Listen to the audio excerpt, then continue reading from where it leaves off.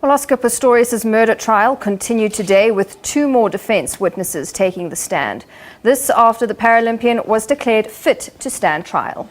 A psychiatric report found that he was of clear mind and fully aware when he pulled the trigger 4 times in February last year. Later in the proceedings, his disability came under the spotlight once again. His doctor took to the stand, giving graphic detail of the athlete's hardships as an amputee. Day 34, the athlete back following a month-long psychiatric evaluation. The verdict, that the athlete knew exactly what he was doing when he shot and killed River Steenkamp. Mr. Pistorius did not suffer from a mental defect or mental illness at the time of the commission of the offence that would have rendered him criminally not responsible for the offences charged. This paved the way for the defence's next witness, the man who amputated Pistorius' legs when he was just 11 months old. Dr. Gerald Versfeld last examined the athlete after he testified. He said Pistorius had less mobility on his thumbs and was more vulnerable to falling in the dark. Pistorius had to remove his prosthetics again for a demonstration.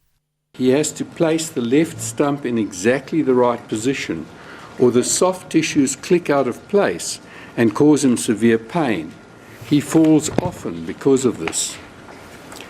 His ability to turn around is severely impaired by his lack of balance and the instability of his stumps.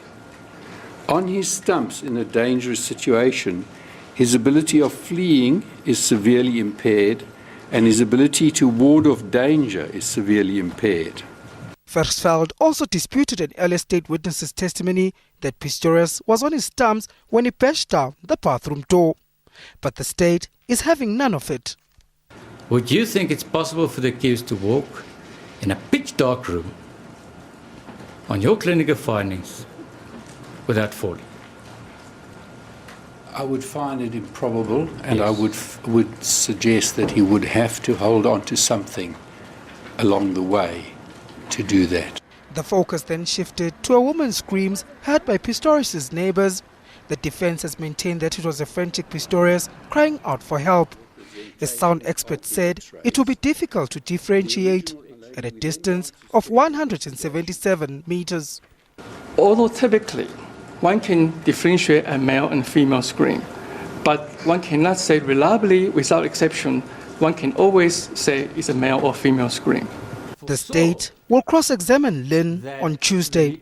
It's the last stretch of this much publicized murder trial and another week left for Oscar Pistorius to convince the court that killing River Steenkamp was a horrible mistake.